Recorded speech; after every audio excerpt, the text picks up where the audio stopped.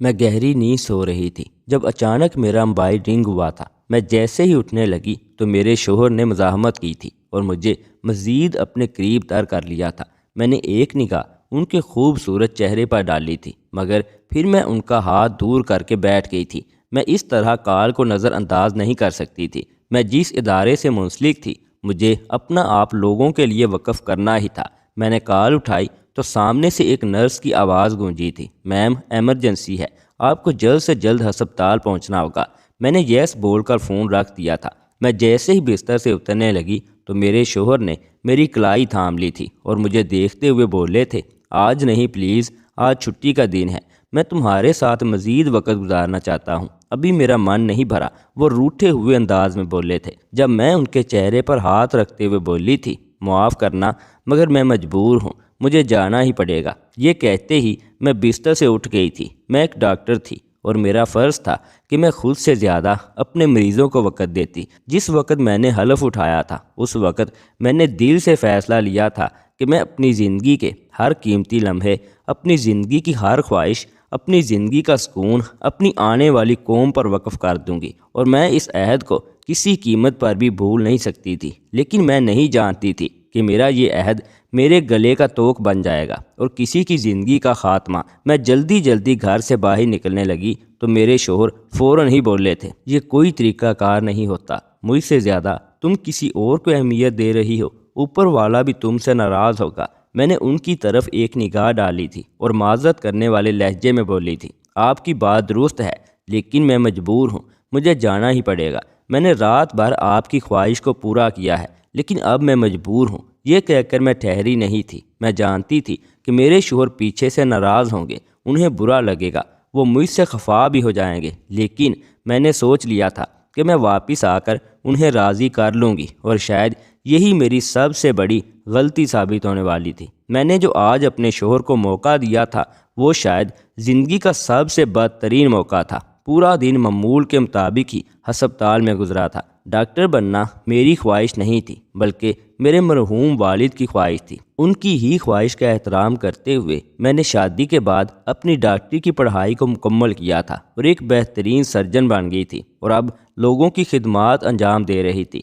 واپسی میری رات 9 بجے کے وقت ہوئی تھی۔ میں تھکی گھر کے اندر جیسے ہی داخل ہوئی تو مجھے ایک نسوانی چیخ کی آواز برآمد ہوئی تھی۔ میں ٹھٹک کر رک گئی تھی۔ یہ آواز میرے گھر میں کام کرنے والی ملازمہ کی تھی۔ میں فوراً ہی اندر کی طرف دوڑی تھی۔ میں نے آواز لگائی تھی، آیت ٹھیک ہو بیٹا، تم کہاں ہو؟ جب اچانک وہ کچن سے پریشان سی باہر آئی تھی تو اس کے چہرے کے رنگ اڑے ہوئے تھے، بال بکھرے ہوئے تھے۔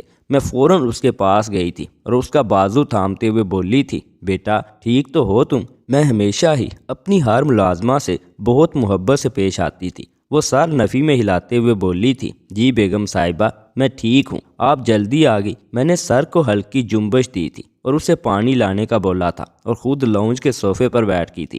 ابھی تک میں یہی سوچ رہی تھی کہ گھر پر یہ صرف اکیلی ہے، مگر اچانک سے میرے شوہر جب اپنے کمرے سے باہر آئے تو نہ جانے کیوں مجھے ایک عجیب سا شک پیدا ہوا تھا۔ میں نے کچن کی جانب بے اختیار دیکھا تھا۔ میرا گھر میں داخل ہونا اور پھر اچانک سے اندر سے میری ملازمہ کی چیخ کی آواز کا آنا اور پھر اس کے رنگ اڑنا، بالوں کا بکھرنا، مجھے کچھ ٹھیک نہیں لگا تھا، مگر میں نے اپنا سر جھٹک دیا تھا۔ میرے شوہر میرے برابر میں ہی بیٹھ گئے تھے اور مجھے اپنی طرف کھینچتے ہوئے بولے تھے، آج آپ کی طرف سے مجھے کوئی شکایت نہیں چاہیے، پورا دن میں نے بہت مشکل سے آپ کی غیر موجودگی میں کاٹا ہے۔ میں نے مسکرا کر سر اثبات میں ہلایا تھا اور ان کو دیکھتے ہوئے بولی تھی، ہاں ہم تو آپ کے لیے ہر وقت حاضر ہیں، لیکن بس تھوڑی دیر آرام کرنے دیں، میں بہت زیادہ تھک چکی ہوں۔ یہ بات حقیقت تھی کہ سارا دن آج کام ہی کام تھا، جس کی وجہ سے مجھے بالکل بھی آرام کرنے کا موقع میسر نہیں آیا تھا۔ میری بات سن کر میرے شوہر یک دم ہتھے سے اکڑ گئے تھے اور اپنی جگہ سے کھڑے ہوتے ہوئے بولے تھے، تمہارا تو یہ روز کا ڈرامہ ہے، میری تو زندگی ہی تباہ ہو گئی ہے، تم سے شادی کر کے نہ جانے کس عذاب کی سزا میں بھگت رہا ہوں۔ یہ کہتے ہی وہ لمبے ڈانگ بھرتے ہوئے گھر سے باہر چلے گئے تھے، جبکہ میں حیرانگی سے ان کی پشت کو دیکھ رہی تھی کہ انہیں اچانک سے کیا ہو گیا۔ اسی وقت میری ملازمہ نے میری طرف پانی کا گلاس بڑھایا تھا اور مجھے دیکھتے ہوئے بولی تھی، بیگم صاحبہ ایک بات کہوں، میں نے سر کو ہلکی جنبش دی تھی اور پانی کا گلاس اس کے ہاتھ سے تھام لیا تھا۔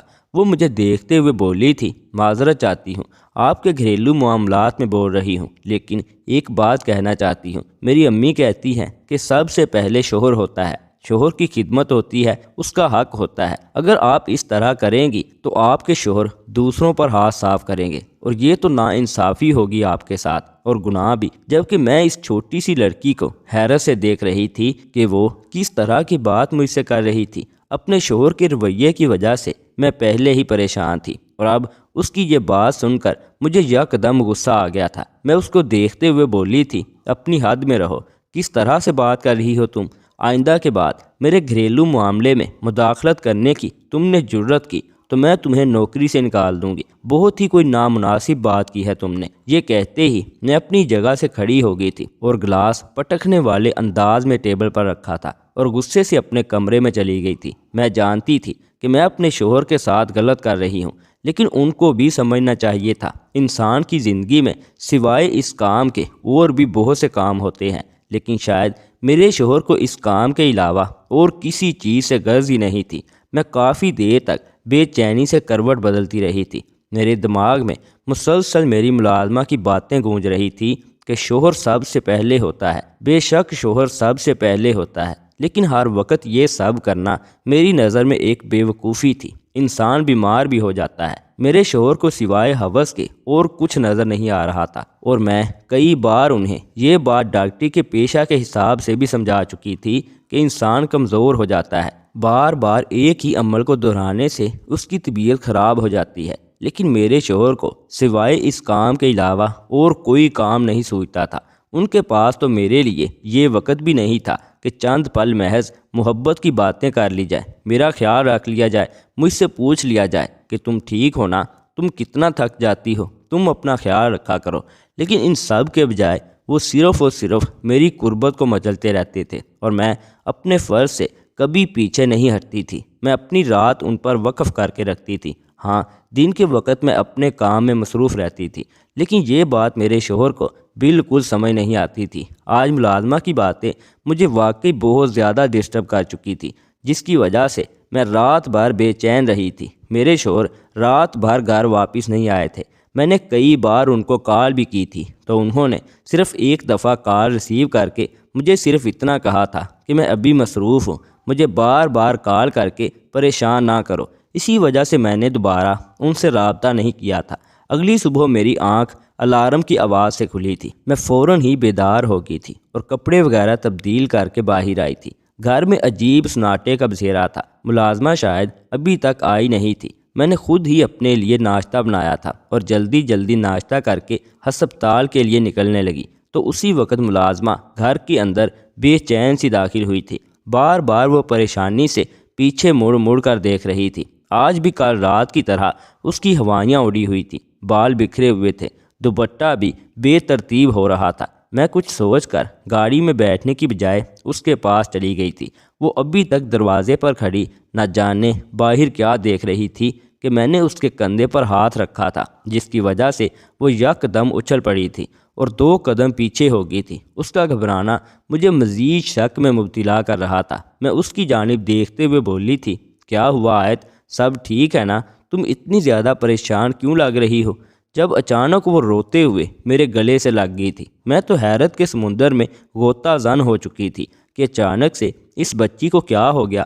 ہاں، وہ کم عمر تھی اور کافی پریشان بھی لگ رہی تھی، اسی لیے میں مزید ہلکان ہو چکی تھی۔ میرے دماغ میں عجیب عجیب سے وسوسے آنے لگے تھے۔ میں آیت کا چہرہ ہاتھوں کے پیالے میں تھماتے ہوئے بولی تھی، بیٹا کیا ہوا، بتائیں مجھے، سب ٹھیک ہے نا؟ جب وہ روتے ہوئے سر اسبات میں ہلاتے ہوئے بولی تھی، آپ جلدی گھر آ جانا پلیز، یہ کہہ کر وہ ٹھہری نہیں تھی بلکہ روتے ہوئے اندر چلی گئی تھی۔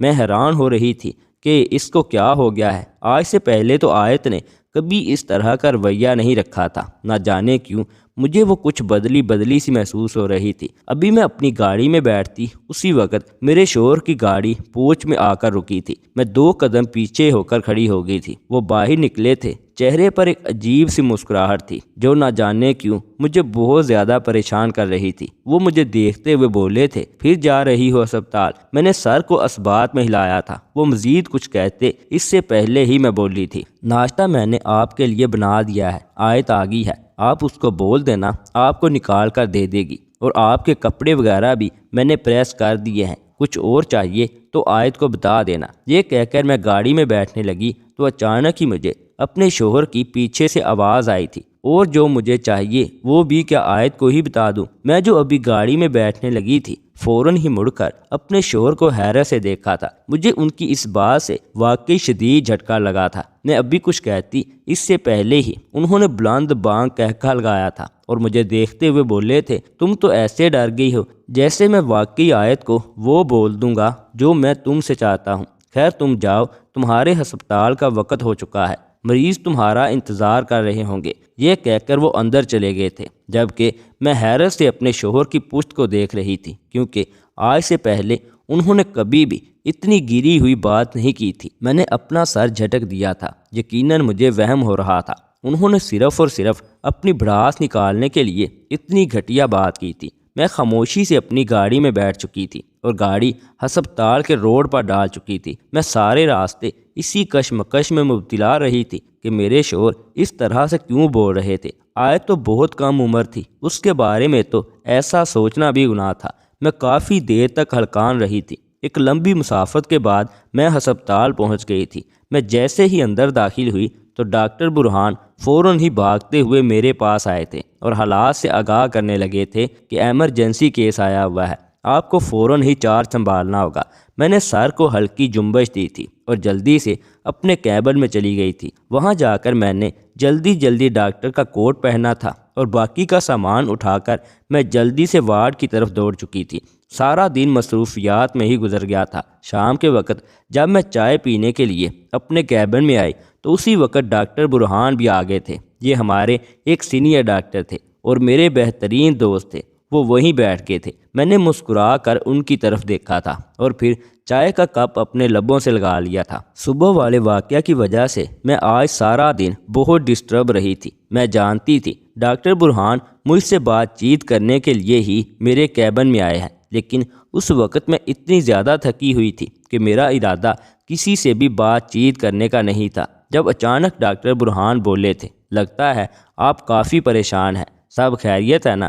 میں نے ایک نگاہ ان کے وجود پر ڈالی تھی اور سر اثبات میں ہلاتے ہوئے بولی تھی، جی سب خیریت ہے، کوئی کام تھا آپ کو؟ میں پروفیشنل انداز میں بولی تو وہ سر نفی میں ہلاتے ہوئے بولے تھے، آپ جیسی خوبصورت عورت کے ساتھ بیٹھ کر چائے پینا تو کسی بھی مرد کا خواب ہو سکتا ہے، ہم بھی وہی خواب پورا کرنے کے لیے آپ کے پاس آئے ہیں۔ وہ مسکراتے ہوئے بولے، لیکن میں نے خاموشی سے کپ کی طرف ہی دھیان رکھا تھا۔ میں جانتی تھی کہ میں بہت خوبصورت ہوں اور اوپر والے نے مجھے بہت حسین بنایا تھا۔ یہ بات میرے شوہر شادی کے شروعات میں بہت بار میرے منہ پر بھی کہہ چکے تھے، اور شادی کے بعد بھی میرے لیے بہت سے ایسے پرپوزل آئے تھے جو مجھے جھٹ سے قبول کر لینے چاہیے تھے، مگر میں نے کبھی اپنے شوہر کے علاوہ کسی دوسرے مرد کی طرف نہیں دیکھا تھا۔ وجہ میں ایمانداری سے اپنا رشتہ نبھانا چاہتی تھی، مگر اس کے ساتھ ساتھ میں اپنا فرض بھی نبھانا چاہتی تھی جو میں نے خود کے لیے چنا تھا۔ کافی دیر تک ڈاکٹر برہان بیٹھے رہے تھے، مگر میری طرف سے نو رسپانس دے کر وہ خاموشی سے اٹھ کر چلے گئے تھے۔ میں نے بھی انہیں روکنا مناسب نہیں سمجھا تھا۔ نہ جانے کیوں مجھے بار بار آیت یاد آ رہی تھی، اس کی آنکھوں میں آنسو، ڈرا ہوا چہرہ، بکھرے ہوئے بال، بے ترتیب سا دوپٹہ میری آنکھوں میں کھٹک چکا تھا۔ 2 دن سے وہ مجھے کچھ ٹھیک نہیں لگ رہی تھی۔ میں نے کچھ سوچ کر گھر پر فون کیا تھا، بیل جا رہی تھی لیکن کوئی بھی فون نہیں اٹھا رہا تھا۔ میں حیران ہوئی تھی، ورنہ آیت تو ہر وقت کچن میں ہی رہتی تھی اور کچن کے قریب ہی میں نے اپنا ٹیلی فون لگایا ہوا تھا۔ اس کو اب تک میری کال ریسیو کر لینی چاہیے تھی، مگر اس کی طرف سے نو رسپانس دیکھ کر میں مزید ہلکان ہو گئی تھی۔ میں نے کچھ سوچ کر اپنے شوہر کو کال لگائی تھی، مگر ان کی طرف سے بھی کوئی جواب موصول نہیں ہو رہا تھا۔ فون بج رہا تھا لیکن جواب نہیں تھا۔ میں کافی زیادہ پریشان ہو چکی تھی۔ کچھ سوچ کر میں نے اپنے چوکیدار کو کال لگائی تھی۔ نہ جانے کیوں مجھے ایک عجیب سی بے چینی ہو رہی تھی، اور ایسی بے چینی مجھے کبھی محسوس نہیں ہوئی تھی۔ میری پہلی بیل پر ہی چوکیدار نے کال ریسیو کر لی تھی۔ میں فوراً بولی تھی، آیت کہاں پر ہے؟ گھر چلی گئی ہے یا پھر اندر ہی ہے؟ وہ فوراً بولا تھا، بیگم صاحبہ آیت بی بی تو اندر ہی ہے، ابھی ان کا وقت نہیں ہوا۔ اور تمہارے صاحب کہاں ہے؟ میں بے ساختہ پوچھ بیٹھی تھی۔ چند لمحے کے لیے چوکیدار خاموش ہوا تھا اور پھر فوراً بولا تھا، صاحب بھی اس وقت گھر پر ہی ہوتے ہیں، آپ کو تو پتہ ہے۔ نہ جانے کیوں میرا دل بے ساختہ دھڑکنے لگا تھا۔ میں نے اوکے بول کر فون رکھ دیا تھا۔ دل کیا کہ میں سب کام چھوڑ چھاڑ کر گھر چلی جاؤں، لیکن اسی وقت نرس آ گئی تھی اور اس نے مجھے آگاہ کیا تھا کہ ایک ایمرجنسی پیشنٹ آیا ہے، آپ فوراً آ جائیں۔ میں نے چائے کا کپ وہیں چھوڑ دیا تھا اور اپنا سامان اٹھا کر جلدی سے ایمرجنسی وارڈ کی طرف بڑھ گئی تھی۔ پورا دن اسی کشمکش میں گزر گیا تھا اور واپسی میری رات 9 بجے کے قریب ہی ہوئی تھی۔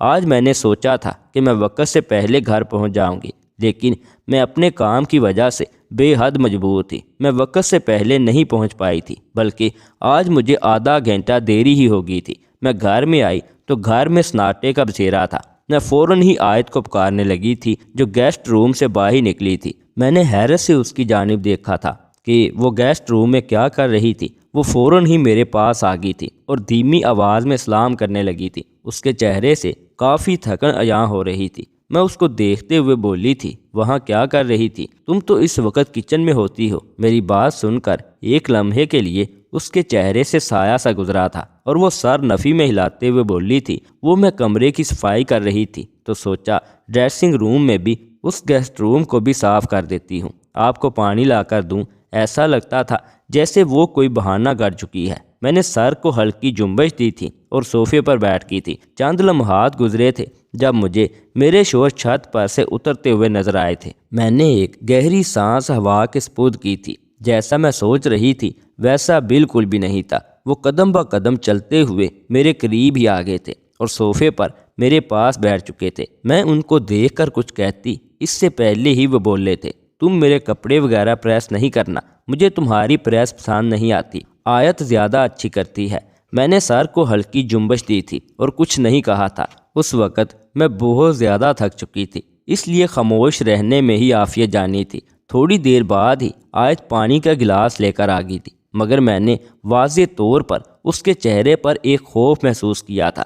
میں نے نظر گھما کر اپنے شوہر کی جانب دیکھا تو ان کے چہرے پر ایک عجیب مسکراہٹ تھی اور وہ آیت کو ہی گھور رہے تھے۔ نہ جانے کیوں مجھے ایک عجیب سا احساس ہو رہا تھا، لیکن میں نے کچھ نہیں کہا تھا۔ پانی وغیرہ پی کر میں نے آیت کو کھانا لگانے کی ہدایت کی تھی اور اپنے کمرے میں جانے لگی تھی جب اچانک مجھے آیت اپنے پیچھے پیچھے آتی نظر آئی تھی۔ میں نے حیرت سے اس کی جانب دیکھا تو وہ گھبرائے ہوئے لہجے میں بولی تھی، میں آپ کے لیے کپڑے وغیرہ نکال دیتی ہوں، پھر آپ نیچے آئیں گی تو میں آپ کے ساتھ ہی کھانا لگاؤں گی۔ اس کا لہجہ ڈرا سہما تھا۔ میں نے پلٹ کر اپنے شوہر کی جانب دیکھا تو وہ موبائل استعمال کر رہے تھے۔ میں نے سر کو ہلکی جنبش دے دی تھی۔ نہ جانے کیوں میں اس کو منع نہیں کر پائی تھی، ورنہ عموماً میں اپنے کپڑے خود نکالتی تھی اور خود ہی تیار ہو کر نیچے آتی تھی۔ میں خاموشی سے اپنے کمرے میں چلی گئی تھی۔ ابھی میں واش روم جاتی اس سے پہلے ہی آیت نے میرا ہاتھ تھام لیا تھا۔ میں نے حیرت سے آیت کی جانب دیکھا تھا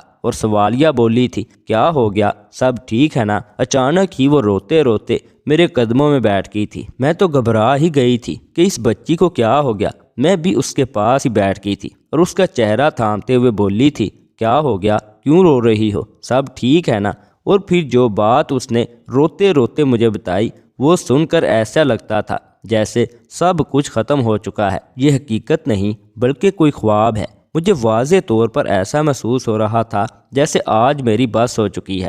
میں نے کبھی نہیں سوچا تھا کہ میرا شوہر اتنی گھٹیا ترین حرکت کرے گا، وہ بھی صرف ایک 17 سال کی بچی کے ساتھ۔ آیت کا کہنا تھا کہ آپ کے شوہر بہت ہی برے انسان ہیں، کچھ دنوں سے وہ مجھے حریص کر رہے ہیں، یعنی آپ کے جانے کے بعد وہ میرے قریب آتے ہیں، مجھے مارتے پیٹتے ہیں اور مجھے جسمانی طور پر استعمال کرتے ہیں۔ میں جب انہیں منع کرتی ہوں تو مجھ پر وہ مزید ذہنی دباؤ ڈالتے ہیں کہ اگر تم نے اپنی زبان کھولی تو میں تمہاری بیگم صاحبہ کو تمہارے خلاف بھڑکا دوں گا اور تم پر ایسا الزام لگاؤں گا کہ تم پولیس کے پاس چلی جاؤ گی۔ انہوں نے مجھے برباد کر دیا ہے، میری عزت کو نیلام کر دیا ہے۔ مجھے پیسے دے کر وہ میرا منہ بند کروانا چاہتے ہیں، لیکن بیگم صاحبہ میں بکاؤ نہیں ہوں، میں بہت مجبور ہوں، مجبوری میں یہ کام کر رہی ہوں۔ آپ کے شوہر اچھے انسان نہیں ہیں، وہ ہوس کے پجاری ہیں۔ جبکہ میں بے یقین نگاہوں سے آیت کے چہرے کو دیکھ رہی تھی۔ ایسا لگتا تھا جیسے میرا آج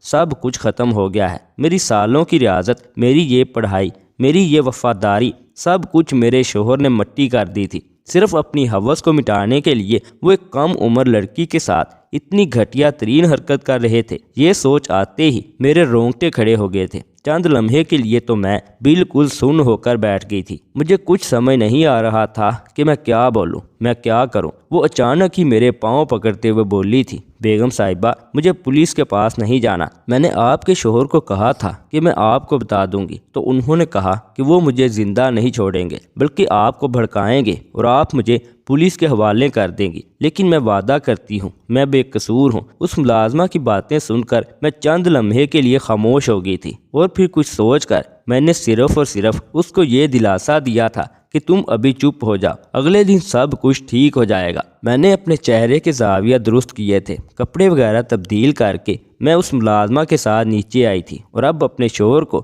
بہت باریک بینی سے دیکھنے لگی تھی۔ ملازمہ کی بات بالکل ٹھیک تھی، ان کی نگاہوں سے ہی میں بھانپ چکی تھی کہ دال میں کچھ کالا ہے۔ اور پھر جب اگلے دن میں نے اس کا میڈیکل ٹیسٹ کروایا تو یہ بات صاف ظاہر ہو چکی تھی کہ میرے شوہر گناہ گار ہیں۔ میں نے سوچ لیا تھا کہ میں ایسے شخص کے ساتھ زندگی نہیں گزار سکتی جو ریپسٹ ہے۔